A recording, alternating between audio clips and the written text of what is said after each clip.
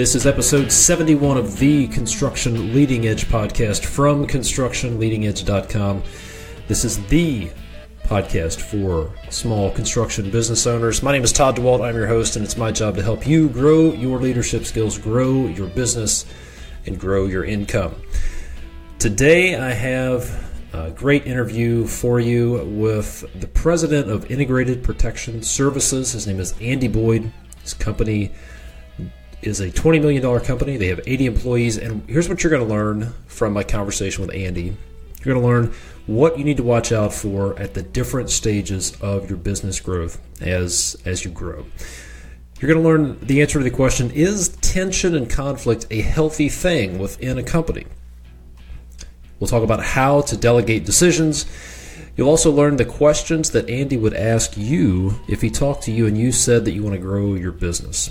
We also talk about the strategies that they're using in their organization to attack the skilled manpower shortage. You'll also learn some of the keys to growing the business, a couple of mindset issues, and one really powerful strategy that Andy's organization has used to grow their business to where it is today. You'll also learn the important role that a business coach played in Andy's success when he first got started. We're going to get to that interview in just a minute. But before we do, speaking of coaching, I've got something for you. If you own a business and you want to increase revenue 25 to 50%, you want to put cash flow struggles in the rearview mirror, and you want to turn your company into a well-oiled and profitable machine, then I've got an offer for you. I'd like you to invite you to take advantage of a special offer for a construction business breakthrough coaching session where you and I will work together to, first of all, create a crystal clear vision for the ultimate business success and the lifestyle that you'd like your business to provide for you and your family. That's why you're in business, right? Second, we'll uncover the hidden challenges that might be sabotaging the growth of your business and keeping you working too many hours without getting the results that you want. And thirdly, you'll leave the session renewed and re-energized and inspired to get back to work and turn your business into a highly profitable, revenue-generating, well-oiled machine. So if you'd like to take advantage of this very limited and totally free 30-minute construction business breakthrough coaching session, I want to get on the phone with you. And to take advantage of that, simply go to constructionleadingedge.com/call. That's constructionleadingedge.com/call, CALL. If all the spots are taken, let me know, and I'll put your name on the waiting list. But the sooner you click, the sooner you go book your spot, the more likely you are to get your session. So go, again, constructionleadingedge.com/CALL to book your very own construction business breakthrough coaching session. Now, without further ado, let's get to my conversation with Andy Boyd. Enjoy. Andy Boyd, thanks for being on the podcast today. How are you? I'm great. Thanks for having me. Excellent. I really appreciate you taking time. So we've known each other for about a year or so. We've swapped a lot of book recommendations, and I'm impressed by your organization and the way you guys operate and about the way you approach business and people and leadership. So let's talk about how you got started in business. Tell us about your story. How did you get started running a business? Yeah, great question. I was working for the city of Cincinnati, and I had a friend who his father was starting a business, and he asked me if I would be interested in coming aboard to essentially be a controller, or at least work to that position at some point. Along the way, we had a sales rep who, well, I'll back up a little bit. Before that, his business sold, and that segment of the business, we spun it out and started IPS. And I was working as essentially the copy boy, working to be a controller, hopefully someday. We had a sales rep who ended up leaving, and my partners came to me and said, "Hey, you want to be a salesman?" I thought, heck, salesman, that sounds great. You come in at 10, you leave at 2, take a 2-hour lunch. And so I tried it. It was nothing like I thought it was, but one of the best moves I've ever made. Had a ton of fun. We grew the business pretty rapidly during those times, and the rest is history. So let's talk about your business. What is IPS? What kind of work do you do? And give us some general feel for the size and scope of the company. Well, so Integrated Protection Services is IPS is short for Integrated Protection Services. We sell fire alarm security, nurse call, special systems that go in commercial, industrial, institutional facilities. We started in 2000 with 0 customers, so 0 revenue. As we've grown it to this year, we should do north of $20 million in sales. We have around 80 to 90 employees with offices in Columbus, Cincinnati. We also have a small satellite office in Seattle. So that's what we do. And when I moved into sales, we were a $500,000 to $1 million organization. So let's talk about selling. That's something that doesn't come naturally to folks on the contracting side. I also want to talk about getting your advice for people at various stages of a business, starting from 0 and some of the other transition points. But let's talk about selling. What are some common misconceptions? Or let's start with you. What were some of the misconceptions you had about selling when you went into it? Well, I kind of, like I said before, I thought that this was, what you see on TV. It's a 3-hour martini lunch, and it's take guys golfing, and there may be a little bit of that in there, but I think that's 1960s way of thinking. Now it's you're solving problems for your customer, and it's really about being relentless, and you're really working crazy long hours to even get relationships, and then you're doing you're putting proposals and stuff together after hours. And for me, the difference was I went out and hired myself a coach, a professional salesperson, because I've never did it. So I found somebody who had, and I had them help me, and that was a significant change in the outcome. I remember going in and talking to the partners about the investment, which was not small, saying, look, I believe in this so much that if it doesn't work out, I'll pay for it myself. If I don't double my sales, I'll pay for it myself. And it more than doubled our sales. So, well, let's talk about coaching a little bit. What did that coach do for you specifically? He built a process around the sales, around our sales in general. So little things like finding out if there was even a budget to do the work, or are we just doing, are we putting proposals together to, for the fun of it? Activity, it's a numbers game. So how many meetings can you get? Building the funnel backwards. How many meetings, how many proposals, how many results do you get from that? And then driving that activity in certain ways to get those results. What was there anything else that the coach did for you that was not directly sales related? Like, did they help you with some of the guys I work with? They need help just staying focused, or with priorities or accountability. Did you find any of that to be helpful with you for having a coach? Absolutely. I mean, you're going to see them once a month or whenever the next time was, and they were going to ask you. So accountability was a big part of it. But it was just little things about how you sat across from a customer, where you positioned yourself at a table, the venue you might have met him in or her, lots of little details like that I had no idea about when I first started doing it. I think the average salesperson does that. They say, hey, you're going to be a salesperson, go sell stuff.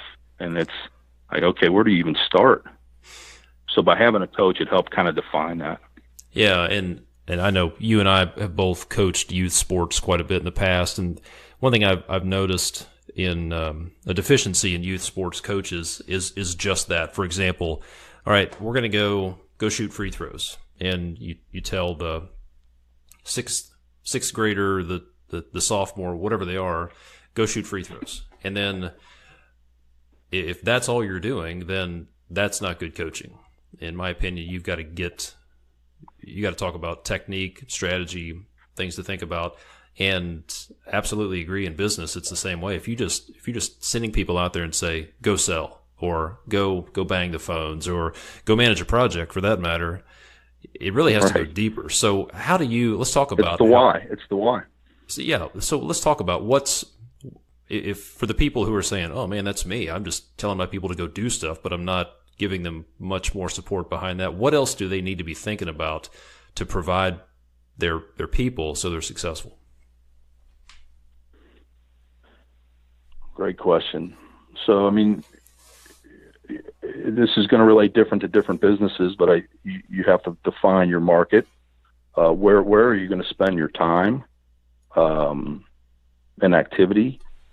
You're going to have to figure out who your competition is and what they're doing. It's things like that will help narrow in your chase. And you mentioned the why. Talk about that a little bit. Some people think that's a little touchy-feely, but let's unpack that a little bit. Why is the why important? That's a great question. If you ever hear the adage of the three stone workers? Mm-hmm. The first guy walks up and says, "Hey, what are you building?" And he says, "I'm laying bricks." And the next guy says, "I'm building a wall." And the next guy says, "I'm building a church." I think if your reps really understand, really any position in your business, understand what you're really trying to do and your vision is, that's the why. And let's say, well, some business owners and leaders are clear on their why and some are not, but how... You're pretty clear on yours, I'm confident. But what do you do? Well, I think it changes over time. Okay. So you even alluded to getting into some questions about how the business flows. But when you're first starting a business, it's about surviving. Mm-hmm. That's your why. You're trying to survive, and then you can get into providing great customer service. And then, evolve as time moves forward. Yeah. All right. Let's talk about that. Follow me. So there's different. If you're at ground zero, just starting your business, you have no employees, no revenue, then things are a lot different than when you have 10 employees and $1 million in revenue, and that's a lot different than when you have 50 employees. So let's talk about a couple of those, what those stages are, and then, in your opinion, what people should be focused on, or what you found to be successful as you've grown it from zero. So let's start from zero. For the people who are just getting started with their business, what advice would you give them? It's really survival and being relentless. You're going to have days where you're wondering how you're going to meet the next payroll, and so it's just a constant, lots of sacrifice on family life, and you're working all the time. You're trying to find that next customer. And then that kind of starts to morph into what I've heard called, and that for us was probably around $3 million revenue, $3 million, maybe 10 to 15 employees were surviving. After that, you start making a little bit of money, and it turns into this, it's fun. It's like this go attitude where we'll sell anything to anybody. And it's really it starts to revolve around the sales rep and how do they sell more. And so that for us was probably until about 10 million. And if sales reps came in and said they wanted to sell pink fire alarm systems, we'd figure out how to sell it. If they wanted something weird, we'd figure out how to do it, because we wanted to grow, and we were trying to grow fast. And we didn't ever want to go back to survival, because that was no fun and it was painful. So more sales in our brains we're not heading back in that direction. So what happens then is the process guys, you start adding process guys in to do all the work. You have all this work, and you have a bunch of sales-minded people that can bring it in, but nobody that really has the detail and patience to get it done. So those guys come in and they get frustrated. So they're like, wait a sec, we can't do it this way, or we're gonna end up shortcutting, and we're not going to provide quality, or a number of things that could happen. And so that starts this rift between, I'm sure you've heard it, and anybody listening to this in a sales organization or where there's sales reps, sales versus engineering type problems start to rear their heads. And that's okay. That's what I would call kind of the next stage, where you're going through, I've heard it called whitewater, or where these processes are getting implemented, and you have people saying, you have sales reps coming back to the owner, or maybe they are the owner, and are saying, wait a sec, do you want me to sell more stuff, or do you want me to fill out this paperwork? Which is it?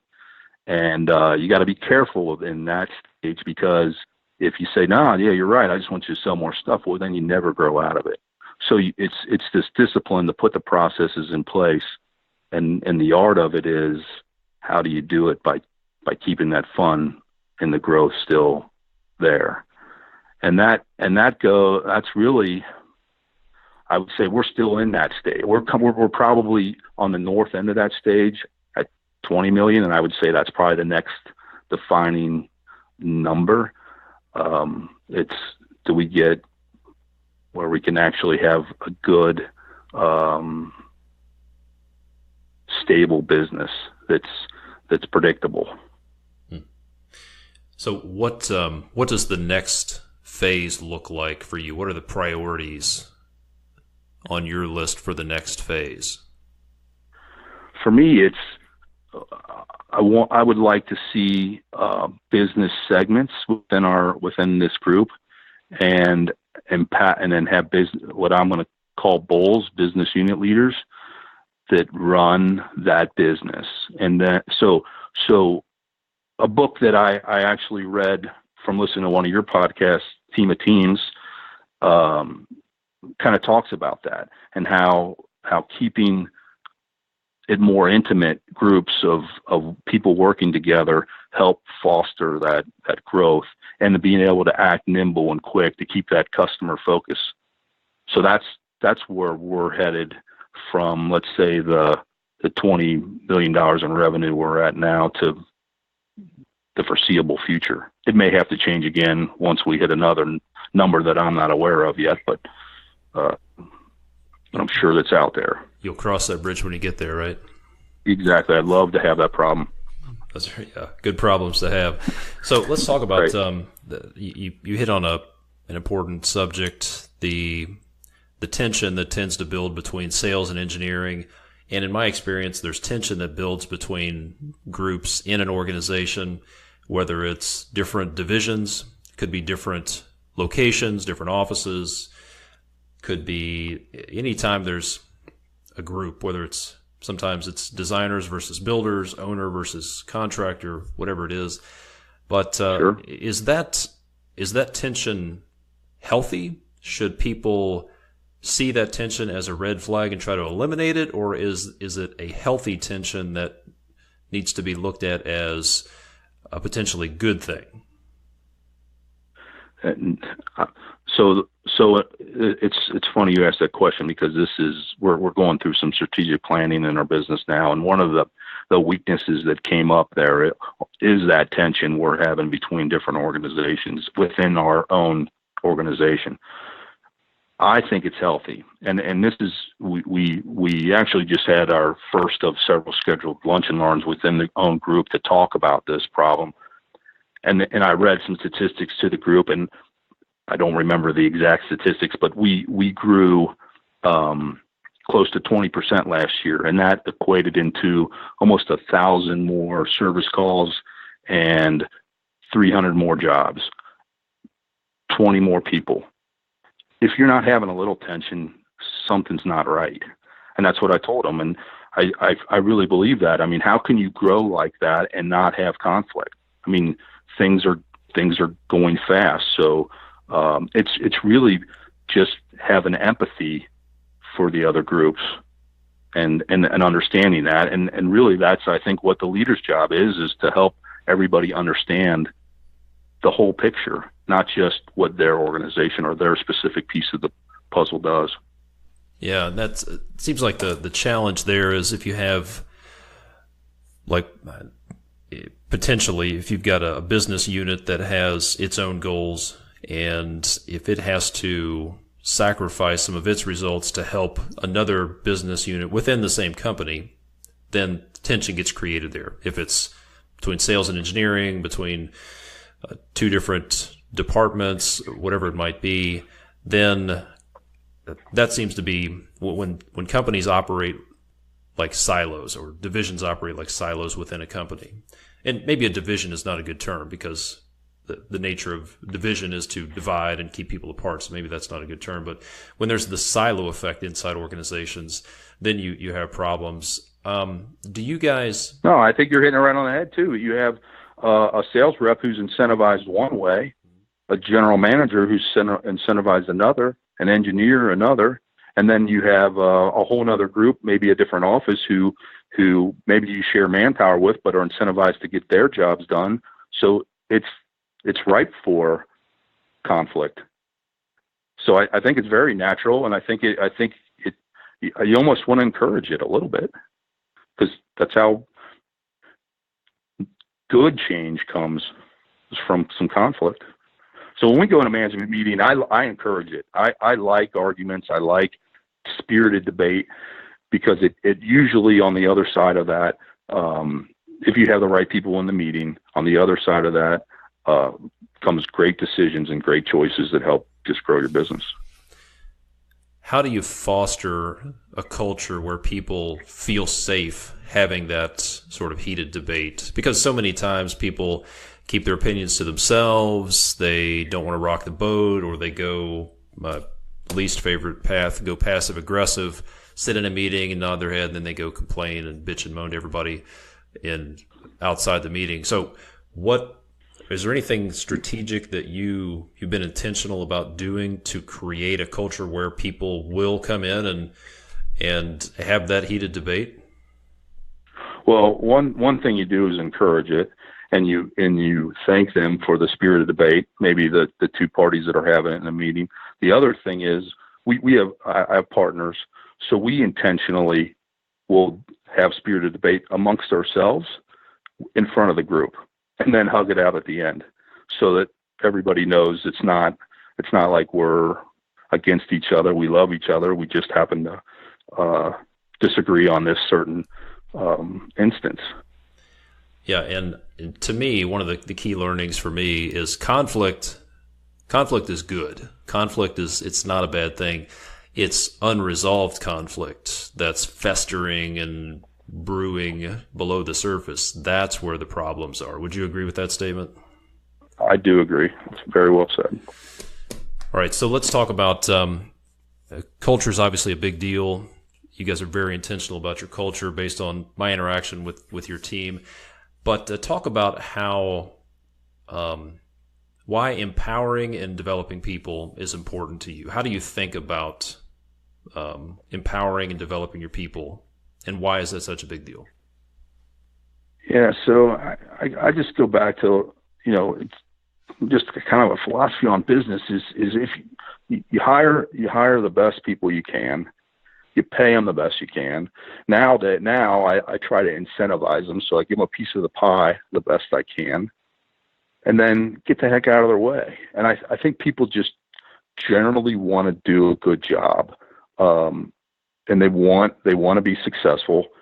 So by letting them make the decisions, first of all, your life as a leader is so much easier. It's conversations like, well, what do you think? What would you do in this situation?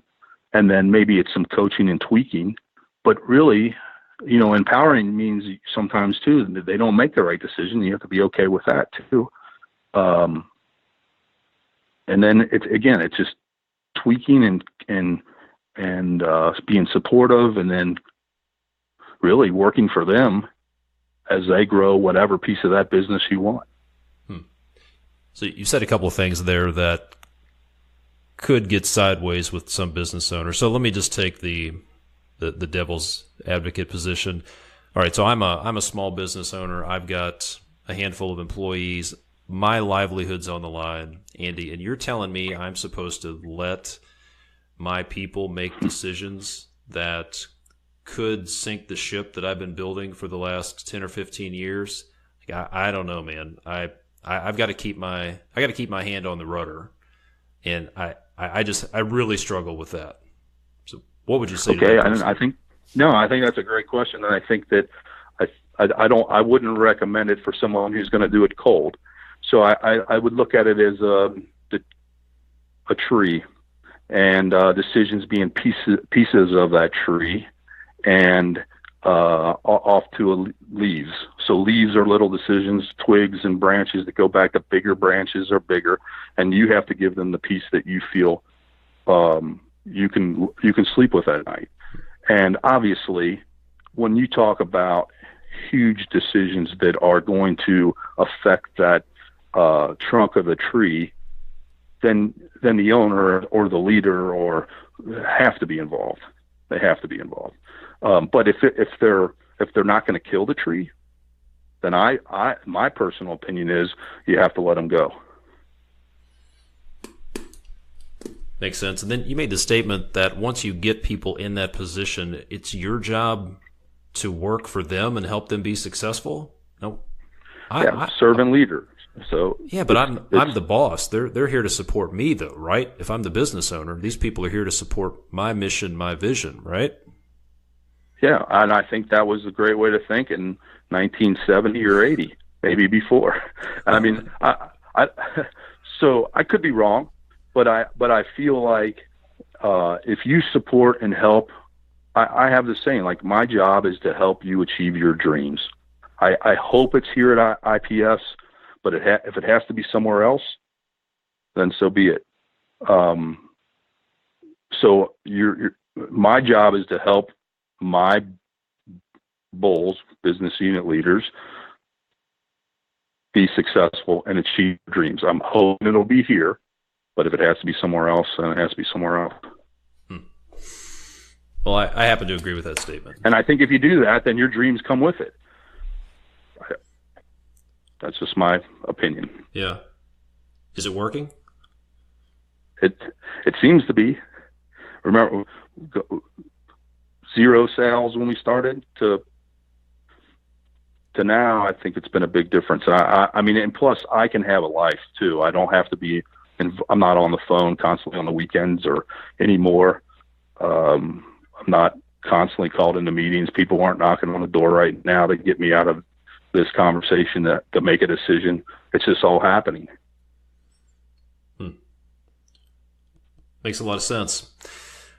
Okay, if a business owner, let's say I'm still that business owner, and I run into you, and I find out you're a business owner, you've been successful, and I say, all right, Andy, I want to grow my business.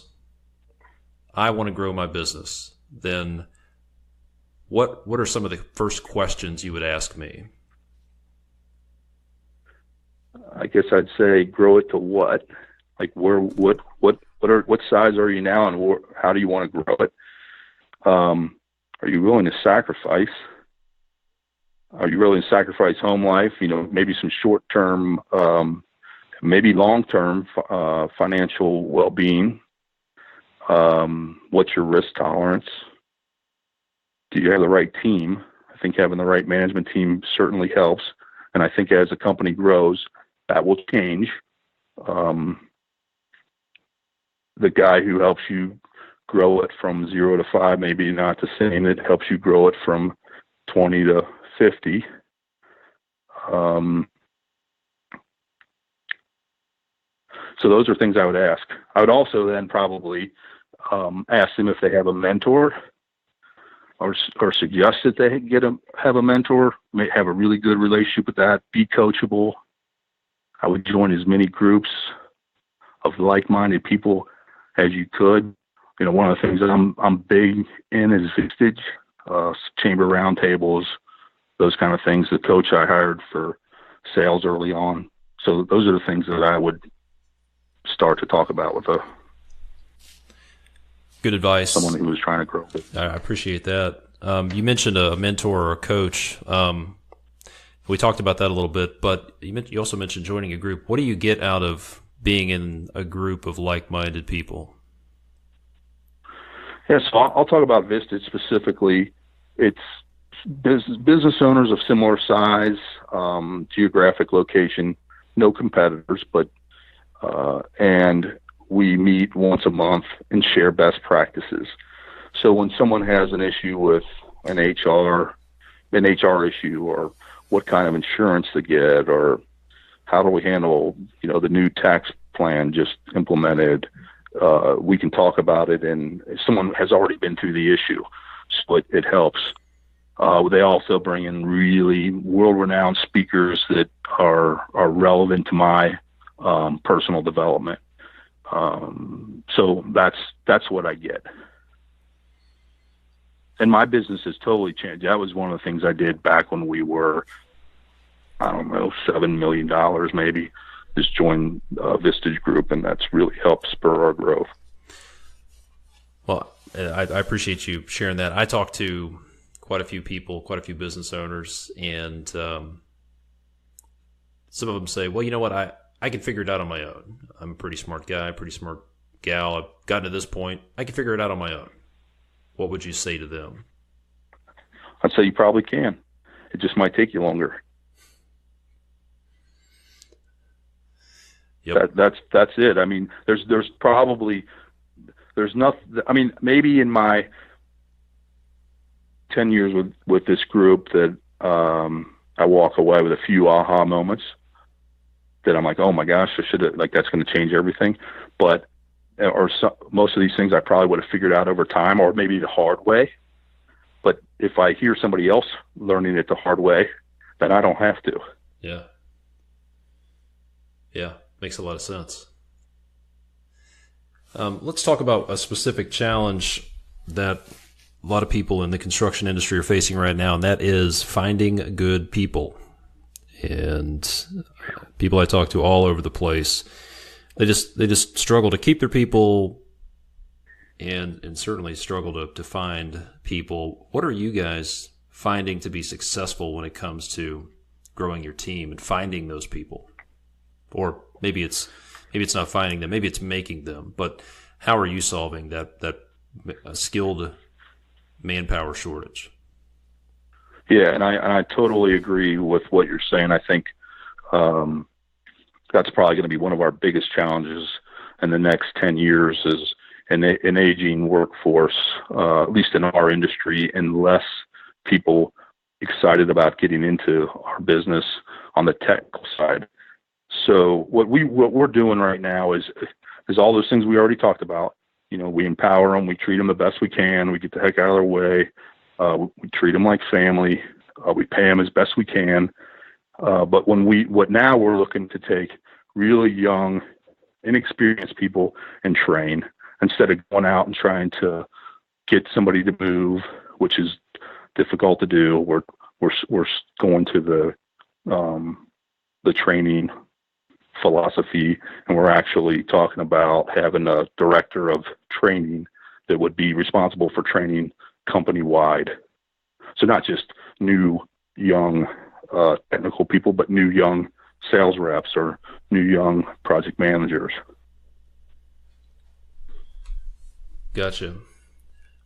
So more of an apprenticeship model of let's find people. So instead of hiring for skill, you're hiring young people. What are some of the characteristics that you look for when bringing these people in? Yeah, that's another great question.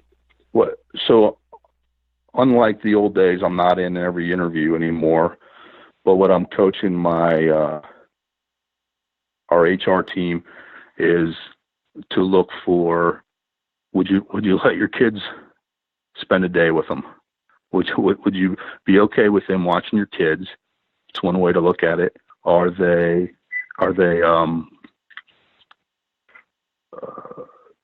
do they have the aptitude, the attitude more than the raw skills? So does that answer your question? So aptitude and attitude. Talk about I think, would you let your kids spend the day with them? That makes perfect sense. That's great. Yeah, That's so things along that, like, yeah. But aptitude and attitude, what is a good attitude? What are some of the questions Coachable, that you use? willing to learn, yeah. That's a great question. I don't know if I can answer that specifically. Is it more of a general sense? I guess what I'm getting at is how do your people, it's one thing to look at a resume and look at job history and look at technical skills, but aptitude, attitude, those are a little bit touchier, feelier. I'm just curious if there's a method. Yeah, so right now we don't do it in the old, we try to have a process. We don't typically have one interview, so they'll get a sense of personality and things like that throughout the process.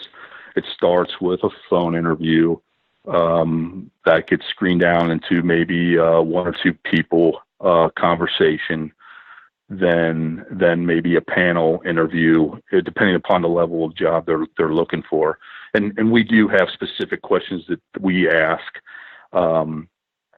Higher level positions for me, one of the things I always ask is, tell me about the last few books you read. I think that's always a pretty good indicator of, are they a constant learner?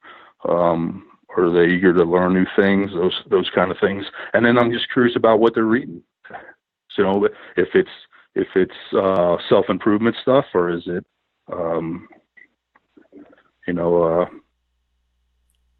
just a book about whatever. 50 Shades of Grey or something like that, maybe. Exactly.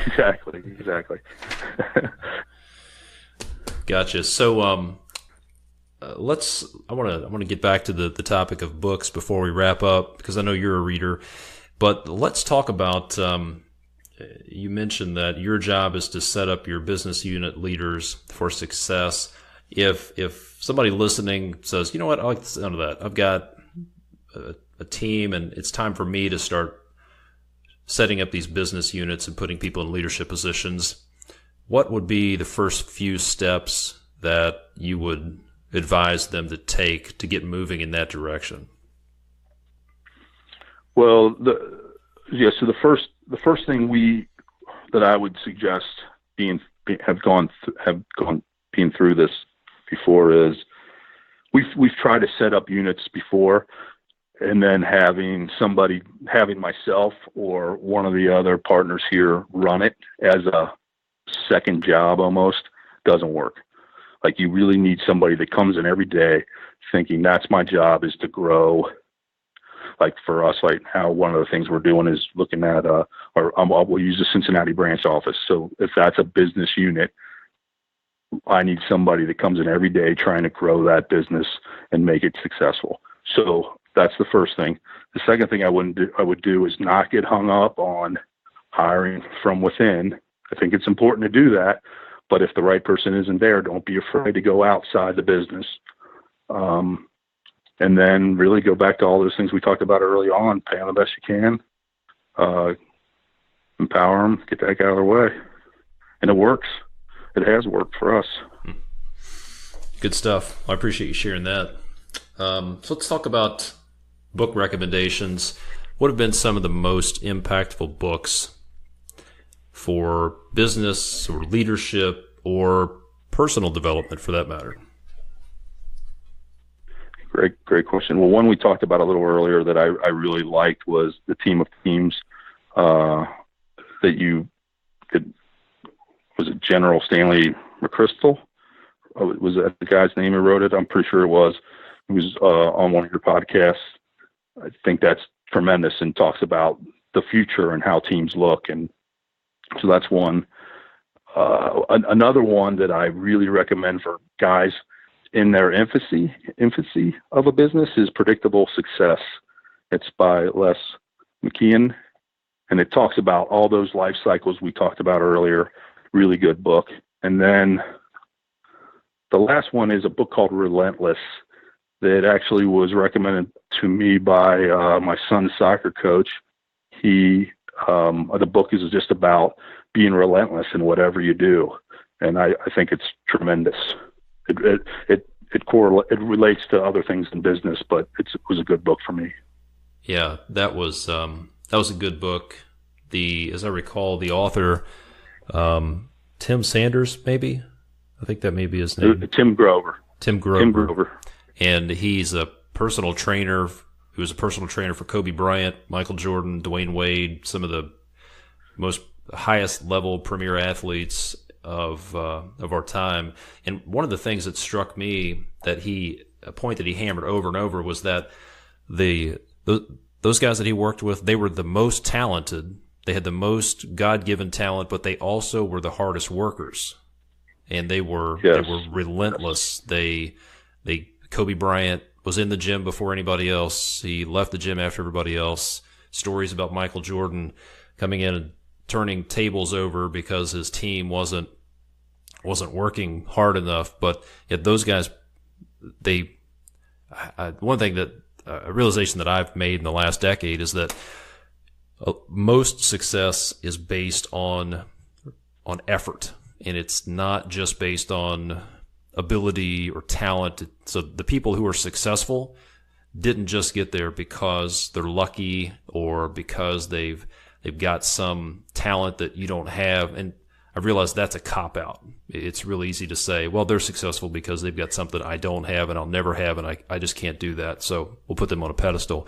The reality is more like they're successful because they busted their ass and they worked and they sacrificed and did the things you're talking about to get there. So that was... and that's why I like the book so much. Now, I do believe you have to have a little luck, and you might have to be in the right spot at the right time, and things like that probably do add. But all those things happening, you still have to be relentless. Yeah, absolutely. Good stuff. Let's see, you've got an audience of construction business owners and leaders. We've talked about some great stuff here, growing a business, the different points of inflection in a business, handling tension, empowering your people, manpower shortage. Is there anything else that you feel like people who own businesses and lead businesses in our industry should know about? Well, should know about. Or anything else that you feel like we should talk about? Yeah, I'll just stick with the biggest thing is again joining those networking groups, finding a great mentor. Without those, it gets really difficult. So that's the only thing I'd leave you with. Great advice. Could not agree more. So Andy, man, I really appreciate it. This has been great stuff. I'm confident people are going to get a lot of value out of this. If people want to find out more about your business or contact you with questions, where should they go? And then would you mind if people did contact you? Oh, yeah. I'd love to hear from anybody who had questions or wanted to talk about IPS further. I don't know if you want me to leave my cell phone with you, or my email address or webpage are good avenues. My email is aboyd@integratedprotection.com. And if you use that, I get back to you pretty quick. Perfect. Yeah, and I'll put your company website and as well as your email address in the notes for this podcast. And at the end of the podcast, I'll have a link where you can go if you want to see the notes from this call, as well as some of the book recommendations we talked about and Andy's contact information. It'll be at the end. So Andy, thanks so much for taking the time out of your busy schedule, and I really appreciate you doing this. Man, I really appreciate you having me. Talk to you soon. Well, that wraps this episode up. You can go to constructionleadingedge.com/071 for the notes and the links that we mentioned in this call. And don't forget, if you own a construction business and you want to boost revenue, put cash flow problems in the rearview mirror, and you want to turn your company into a well-oiled and profitable machine, then go book your totally free construction business breakthrough coaching session with this guy. And you'll get a crystal clear vision for where you want to go, uncover some of the hidden challenges that are holding you back, and then you'll leave the session renewed and energized to get at it and turn your business into a highly profitable, revenue-generating, well-oiled machine. That's what you want, right? So go to constructionleadingedge.com/call, CALL, to book your session. Hurry up, spots are filling up. So if you want to get that, go to constructionleadingedge.com/CALL. That's all I have for you today. I will see you next time.